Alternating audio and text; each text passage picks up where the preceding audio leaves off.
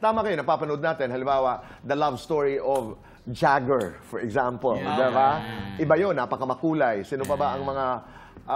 may mga documentaries. mga documentaries.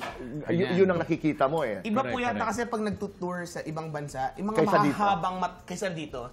Kasi dito, every time you do a gig, kunwari, uuwi ka kaagad eh. Babalik ka sa bahay mo eh.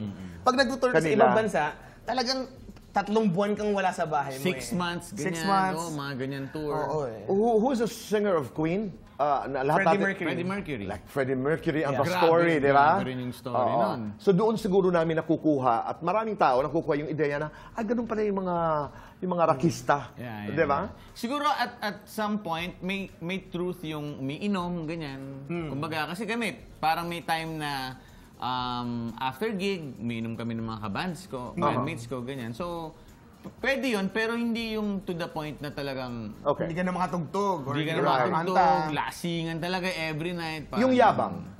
Yabang... Hindi siguro yabang yun eh, yung dating. Di ba? Iba ang datingan eh. Paano ba? Mayabang ba tayo? Hindi, yung dating. Siguro yung... Kami po dati, nung bata kami, natatakot kami sa Rocksteady kasi naka-leather jacket sila, tsaka naka-black. Naka-black. Naka-black kayo dati, di ba? May bungo-bungo. Yung ganyan. Dati. Kahit si Vice, sinabi niya sa akin eh. Nakita ko kayo, Ted, dati sa airport.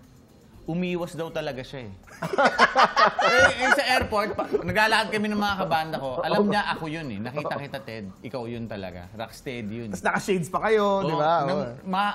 Umiwas daw talaga siya, sabi Ano yun? sa akin. Deliberate yung may bungo, leather jacket. Siguro, ang sarap lang sa feeling talaga din ng, yung you can wear, whatever you want. Ako, kumbaga, hardcore na Christian ako eh. As in, Jesus freak talaga ako eh. Pero, I wear mga skulls. And there's nothing wrong with that. And there's nothing wrong with that. Nothing. Yeah. So, that's fantastic. Yeah, fantastic. Diba?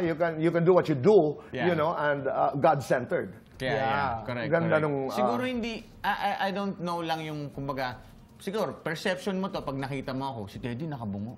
Pwede ba yan sa ano? Yung mga ganun. But it's, for me kasi, I'm not bothered. I'm not naman ano. Yeah, and it takes a while for us to get to know people. There is a public persona. There's a public image as opposed to, you know, who you are. That yabang, yung datingan. Pagdating halimbawa sa grupo. Lagi niloloko ako nung asawa ko na meron kaming Itchy Worms Boys Club. Kasi we've been together since college pa eh. Tama. So parang ang hirap pag lahat kami, ang lakas ng boses namin, may sarili kaming jokes. Parang ang hirap, kunwari, for someone kunwari, nanonood, parang ang hirap na, ang iingay naman ito mga to. May inside jokes. Ang yabang naman ito. But really, we're just having fun. No, and I remember that story ng grupo that you wanted to perform lang sa freshman, sa ginagawa natin sa Ateneo. Yes, Orsem. Sa Orsem, yes, di ba? Orientation seminar ng mga freshmen. That happens po at the Ateneo. So, yun lang naman ang gusto nyo, di ba? Yun lang yung gusto namin. And then, 28 years after, we're still here. Thank you so much. Congratulations. Thank you.